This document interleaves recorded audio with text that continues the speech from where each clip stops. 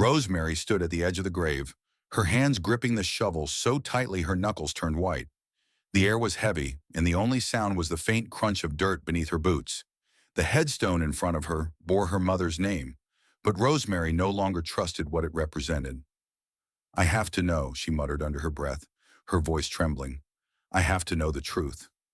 For years, Rosemary had lived with the official story. Her mother's death had been ruled a suicide. She had jumped from the top of a building, they said. But Rosemary had never believed it. Her mother wasn't the type to give up. She was strong, resilient. And then there were the things that didn't add up. The way her father had avoided her questions, the way his friends had suddenly stopped visiting after the funeral, and the way her mother's personal belongings had disappeared overnight. Tonight, she would find out for herself. With a sharp exhale, Rosemary drove the shovel into the ground. The sound of metal slicing through dirt was loud in the silence. She worked fast, her movements fueled by a mix of anger and desperation. Her arms ached, but she didn't stop. She couldn't stop. Not until she saw what was really inside that coffin. Finally, the shovel hit something solid. Rosemary's breath caught as she cleared the last layer of soil, revealing the smooth surface of the coffin lid. Her hands shook as she pried it open, the hinges groaning in protest. The smell of damp wood and decay filled the air, but she forced herself to look inside. What she saw made her scream. The coffin was empty.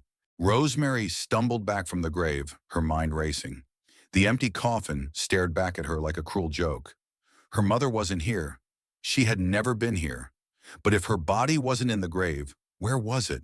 And why had everyone lied? Her thoughts were interrupted by the sound of footsteps. She froze, her heart pounding. Someone was coming. Quickly, she dropped the shovel and ducked behind a nearby tree, her breath shallow. The footsteps grew louder, and then a figure appeared. A man, tall and broad-shouldered, holding a flashlight. Rosemary recognized him instantly. It was her father's closest friend, Victor. Victor stopped at the edge of the grave, shining the light into the open coffin. He muttered something under his breath, a curse, and then pulled out his phone. "She's here," he said in a low, urgent voice. "She knows, or she's about to. We need to move fast." Rosemary's blood ran cold. She pressed herself against the tree, trying to stay invisible. Who was Victor talking to, and what did they need to move fast on? After a moment, Victor turned and walked away, his footsteps fading into the distance. Rosemary waited until she was sure he was gone before stepping out from behind the tree. Her legs felt like jelly, but she forced herself to think. She needed answers, and she needed them now. She hurried back to her car, her mind spinning. As she slid into the driver's seat, something caught her eye. A small, folded piece of paper tucked under the windshield wiper. Her hands shook as she reached for it and unfolded it. The message was short, written in messy handwriting. "If you want to know the truth about your mother, come to the old warehouse on Elm Street. Come alone. Tell no one." Rosemary stared at the note, her heart pounding. This was it. This was her chance to find out what really happened to her mother. But who had left the note? And could she trust them? She didn't have time to second-guess herself. Starting the car, she gripped the steering wheel tightly and drove toward Elm Street. The warehouse was abandoned, a crumbling relic on the edge of town. As she pulled into the empty parking lot, she felt a chill run down her spine. This place felt wrong, like it was hiding secrets of its own. She stepped out of the car, the note still clutched in her hand. The warehouse loomed in front of her, its windows dark and broken. Taking a deep breath, she walked toward the entrance, her footsteps echoing in the silence. Inside, the air was thick with dust and the smell of decay. The only light came from a single flickering bulb hanging from the ceiling. And then she saw it, a small box sitting on a table in the center of the room. On top of the box was another note, this one with her name on it. Rosemary's hands trembled as she opened the box. Inside was a stack of old photographs and a letter. The photographs showed her mother, alive, smiling, and in the company of people Rosemary didn't recognize. But it was the letter that made her heart stop. It was from her mother, written just days before her supposed suicide. "If you're reading this, Rosemary, it means they found me. Your father and his friends, they're not who you think they are. They've been lying to you, to everyone. I didn't jump. I was pushed. And if you don't stop them, They'll come for you too. Rosemary's vision blurred as tears filled her eyes. Her mother hadn't killed herself. She had been murdered, and the people responsible were the ones closest to her. Rosemary's hands trembled as she held the letter, her mother's words burning into her mind. I was pushed. They'll come for you too. The room felt like it was closing in on her, the flickering bulb casting long, eerie shadows on the walls. She had to get out of there. She had to think. But before she could move, a noise made her freeze. A faint creak, like a door opening. Her heart leaped into her throat. She wasn't alone. She quickly stuffed the letter and photographs into her bag and looked around for a place to hide. The warehouse was vast, filled with broken machinery and stacks of old crates. She ducked behind a pile of boxes just as the sound of footsteps echoed through the room. "Rosemary!" a voice called out. It was deep, familiar. Her father's voice. Her stomach churned. What was he doing here? Had Victor told him she was at the grave? She held her breath, pressing herself deeper into the shadows. "Rosemary, I know you're here," her father said, his voice calm but firm. "We need to talk. You don't understand what's going on." She clenched her fists, anger bubbling up inside her. He didn't get to tell her she didn't understand. He was the one who had lied to her, who had let her believe her mother had killed herself. She stayed silent, her mind racing. The footsteps grew closer. She could see his shadow now, stretching across the floor. He was only a few feet away. If he turned the corner, he would see her. Then another voice rang out, sharp, commanding. "Leave her alone, Richard." Rosemary's eyes widened. It was her Aunt Clara, her mother's younger sister. Clara stepped into the light, her arms crossed and her expression hard. Rosemary hadn't seen her in years. What was she doing here? Her father turned to face Clara, his voice tight with anger. "This doesn't concern you, Clara. Stay out of it." "It concerns me more than you think," Clara shot back. "You think I don't know what you and your friends did? You think I'll let you hurt Rosemary too?" Rosemary's mind raced. Clara knew something. She had to. But before she could process what was happening, her father lunged at Clara, grabbing her by the arm. "You don't know what you're talking about," he snarled. Clara struggled against him, her voice rising. "Let go of me, Richard. You're not going to silence me like you silence her." Rosemary couldn't stay hidden any longer. She stepped out from behind the boxes, her voice shaking but loud. "Stop." Both of them froze, turning to look at her. Her father's face was a mask of shock and guilt, while Clara's eyes filled with relief. "Rosemary," Clara said, pulling free from her father's grip. "You need to get out of here. Now." "No," Rosemary said, her voice firm despite the fear coursing through her. "I'm not leaving until I know the truth. What did you do to my mother?" Her father's expression darkened. "You don't understand, Rosemary. Your mother, she wasn't well. She was a danger to herself, to all of us. We did what we had to do." "You killed her," Rosemary said, her voice breaking. "You and your friends. You pushed her. You made it look like a suicide." Her father didn't deny it. He just stared at her, his eyes cold and empty. "It was the only way," he said quietly. She knew too much. She was going to ruin everything. Rosemary felt like the ground was crumbling beneath her. Her own father, the man she had trusted, the man she had loved, was a murderer. And he wasn't even sorry. Clara stepped forward, grabbing Rosemary's arm. "We need to go," she said urgently. "He's not going to let you walk out of here." But before they could move, the sound of more footsteps filled the room. Victor and two other men stepped into the light, their faces grim. They surrounded Rosemary and Clara, blocking the exit. "You shouldn't have come here, Rosemary," Victor said, his voice low and dangerous. "Now we're going to have to clean up another mess." Rosemary's heart pounded as Victor and the other men closed in, their faces hard and unyielding. She glanced at Clara, who was gripping her arm tightly, her eyes darting around the room, searching for a way out. But there was no escape. They were trapped. "You think you're so clever, don't you?" Victor said, his voice dripping with disdain. "Digging up graves, snooping around where you don't belong. You're just like your mother, always sticking your nose where it doesn't belong." Rosemary's anger flared, pushing aside her fear. "You killed her," she said, her voice shaking but strong. "You and my father. You pushed her and made it look like a suicide. And for what? Because she knew the truth about you? About whatever sick secrets you're hiding? Victor's jaw tightened, but he didn't deny it. Instead, he smirked. Your mother was a liability.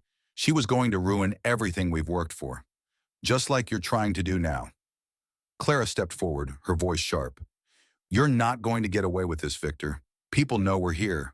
If anything happens to us, no one knows you're here, Victor interrupted, his smirk widening. No one's coming to save you. Rosemary's mind raced. She couldn't let them win. She couldn't let her mother's death be in vain. She glanced around the room, her eyes landing on a rusted metal pipe lying on the floor a few feet away. If she could just reach it. You're wrong, Rosemary said, her voice steady now. I'm not like my mother. I'm not going to let you silence me. Before anyone could react, she lunged for the pipe, grabbing it and swinging it wildly at the nearest man.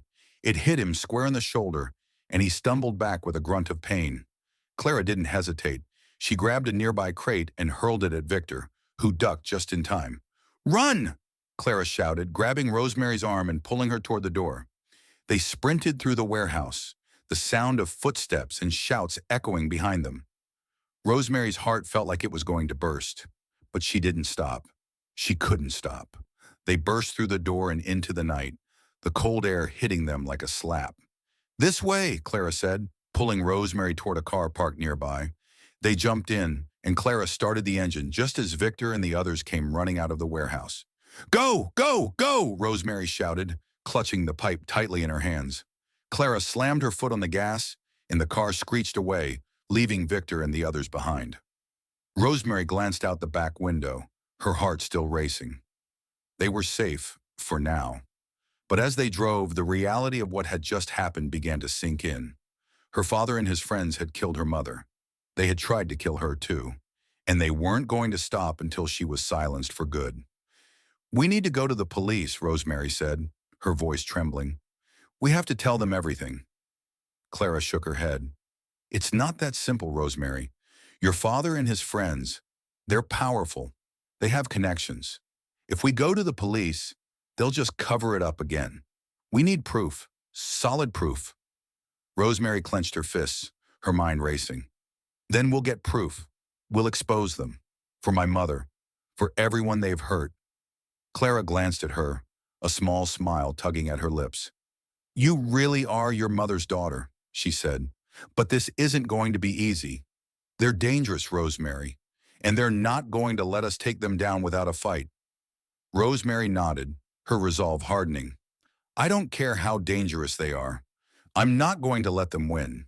Not this time. The car sped through the empty streets, the city lights blurring past the windows. Rosemary sat in the passenger seat, her mind racing. She clutched the bag containing her mother's letter and the photographs. The weight of them a constant reminder of what was at stake. Clara was silent, her hands tight on the steering wheel, her eyes focused on the road. Where are we going? Rosemary asked finally, breaking the silence. Somewhere safe, Clara replied.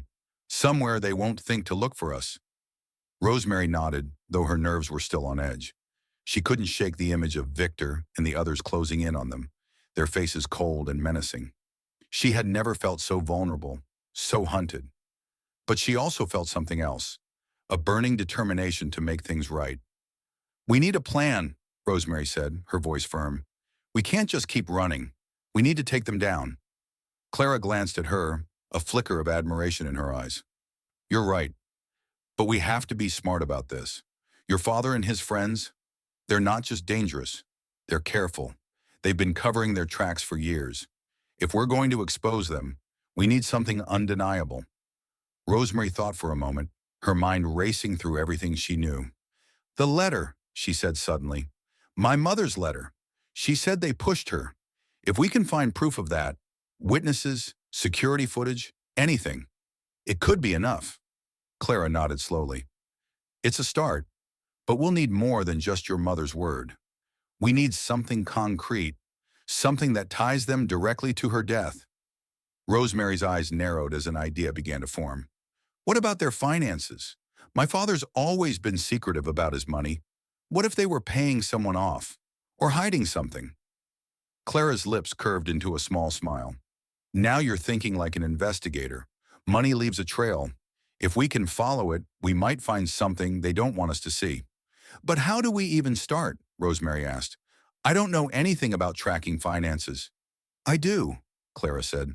I've been digging into your father's business for years. I just never had enough to go on. But with your mother's letter and the photographs, we might be able to connect the dots. Rosemary felt a surge of hope. For the first time since she'd opened that empty coffin, she felt like they had a real chance. What do we do first? Clara's expression turned serious. First, we lay low. We can't let them find us. Second, we start digging. I have contacts, people who can help us track down the information we need. But it's going to take time, and it's going to be dangerous. Rosemary nodded, her resolve hardening. I don't care how dangerous it is. I'm not backing down. Clara reached over and squeezed her hand. I know you're not, and your mother would be proud of you for that. But we have to be careful. One wrong move, and they'll come after us with everything they've got. The car turned down a narrow alley and pulled into the garage of a small nondescript building. Clara killed the engine and turned to Rosemary. This is where we'll stay for now. It's not much, but it's safe, and it's a place to start. They got out of the car and made their way inside. The apartment sparse but functional. Clara immediately went to a desk in the corner and opened a laptop, her fingers flying over the keys. Rosemary watched, feeling a mix of awe and frustration. She wanted to help, to do something, but she didn't know where to start. What can I do? She asked finally. Clara looked up, her expression softening. You can start by going through your mother's things. Look for anything that might help us. Old documents, photos, anything that seems out of place. Your mother was smart. If she knew something was going to happen to her, she might have left clues. Rosemary nodded and sat down on the floor, opening the bag and pulling out the photographs and letter. She spread them out in front of her, her eyes scanning each one carefully. There had to be something here, something they were missing. As she worked, her mind kept drifting back to her father, the man she had once trusted, the man who had lied to her for so long. She felt a pang of sadness, but it was quickly overshadowed by anger. He had taken her mother away from her. He had tried to take her life too, and now she was going to make sure he paid for what he'd done. Rosemary sat cross-legged on the floor, surrounded by her mother's photographs and documents. Her eyes burned from hours of staring at the same images, but she refused to stop. There had to be something here, something her mother had left behind to point her in the right direction. Clara was at the desk, her laptop open, her fingers tapping away at the keyboard. The room was silent except for the soft hum of the computer and the occasional rustle of paper. The tension was palpable, but neither of them spoke. They were too focused, too determined to let anything distract them. Then Rosemary saw it. It was a photograph she had glanced over before. A picture of her mother standing with a group of people at some kind of event. But this time something caught her eye. In the background, barely visible, was a man. He was turned away from the camera, but there was something familiar about him. Something about the way he stood, the shape of his shoulders. Clara, Rosemary said, her voice barely above a whisper. Look at this. Clara turned away from the laptop and leaned over, her eyes narrowing as she studied the photograph. What am I looking at? This man, Rosemary said, pointing to the figure in the background. I think it's Victor, but look at what he's holding. Clara squinted, then her eyes widened. Is that a briefcase? Rosemary nodded. And look at the logo on it. It's from my father's company. Clara's expression turned grim. That's not just any briefcase. That's the kind they use to transport sensitive documents. If Victor was carrying one of those at an event with your mother, it means they were working together on something. Something big. Rosemary's heart raced. What if it's proof? What if my mother found something in those documents? Something they didn't want anyone to know about?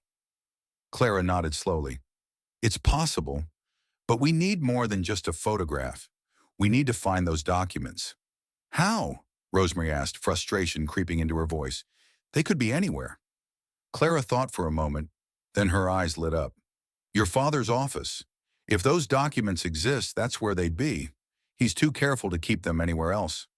Rosemary's stomach churned at the thought of breaking into her father's office. It was risky. Too risky. But what other choice did they have?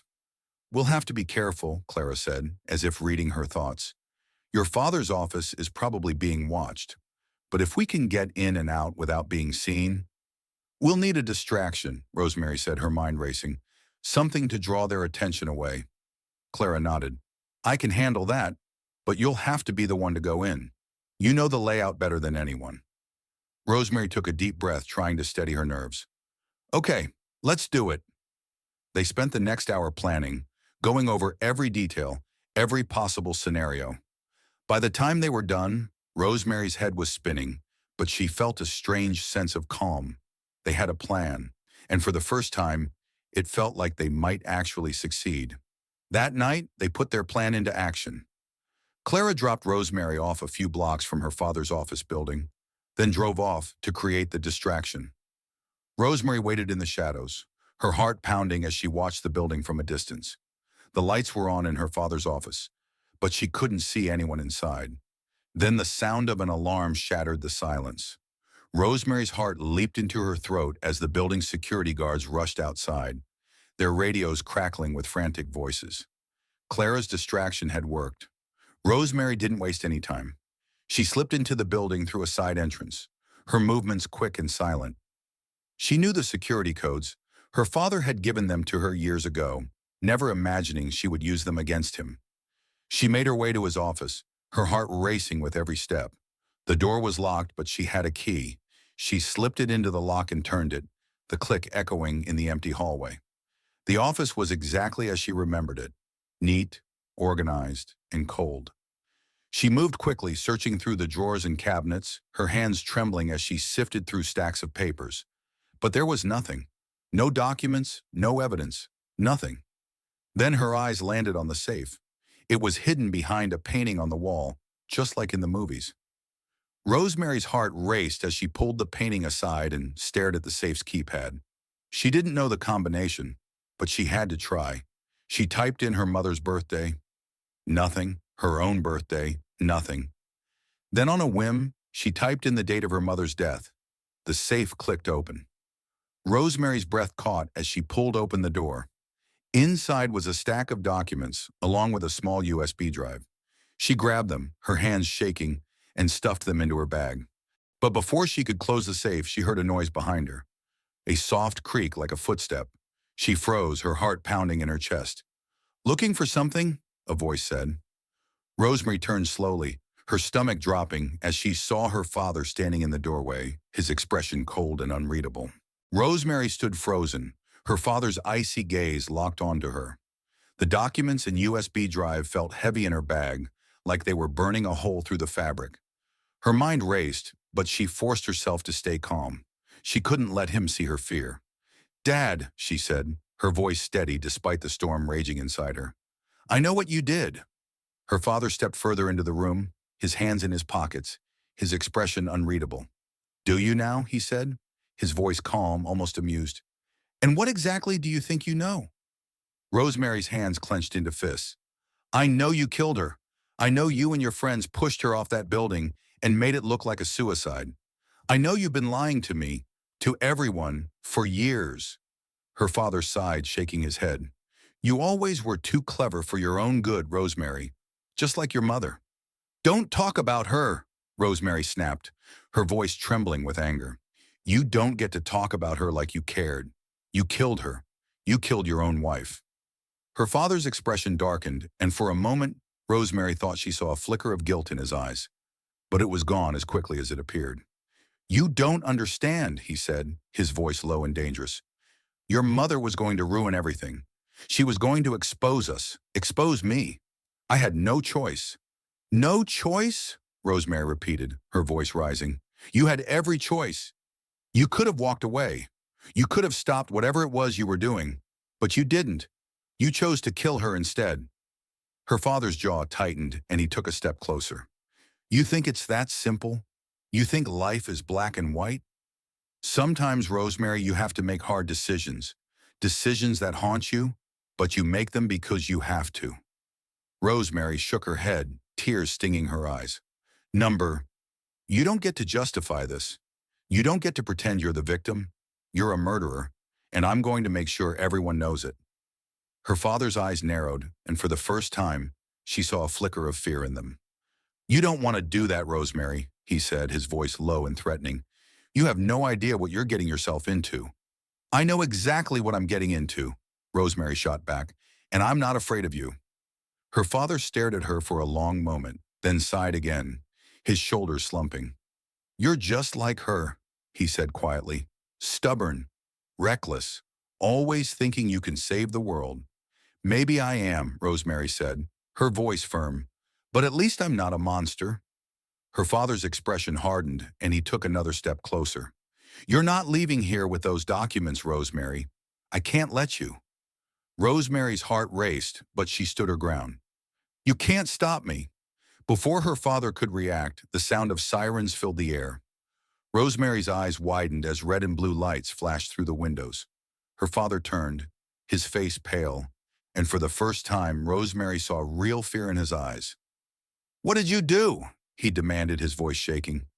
Rosemary didn't answer. Instead, she took a step back, her eyes never leaving his. "It's over, Dad. You're done." The door burst open and police officers flooded the room, their guns drawn. Clara was right behind them, her face pale but determined. "It's okay, Rosemary," she said, her voice steady. "It's over." Rosemary's father raised his hands, his expression a mix of anger and defeat. As the officers moved in to arrest him, Rosemary felt a wave of relief wash over her. It was over. Finally, it was over. But as she watched her father being led away in handcuffs, she felt no sense of victory, only sadness. Sadness for the man he used to be, sadness for the mother she had lost, and sadness for the life she could never get back. Clara put a hand on her shoulder, pulling her into a tight hug. "You did it, Rosemary," she said softly. "You got justice for your mother." Rosemary nodded, tears streaming down her face. "It's not enough," she whispered. "It'll never be enough." Clara held her tighter. "I know, but it's a start." Epilogue. The investigation that followed exposed everything: the corruption, the lies, the crimes. Rosemary's father and his friends were sentenced to life in prison, their empire crumbling around them. The documents Rosemary had found proved to be the key to unlocking the truth, and the USB drive contained recordings of conversations that left no doubt about their guilt. Rosemary and Clara worked together to rebuild their lives, but the scars of the past would always remain. Rosemary often visited her mother's grave, now marked with a new headstone that read, "Beloved Mother, Justice Served." As she stood there one day, the sun setting behind her, Rosemary felt a sense of peace she hadn't felt in years. Her mother's memory would live on, not as a victim, but as a symbol of strength and resilience. And Rosemary knew that no matter what challenges lay ahead, she would face them with the same courage her mother had shown, because she was her mother's daughter, and nothing would ever change that. Subscribe and press the bell icon so that you never miss the amazing video.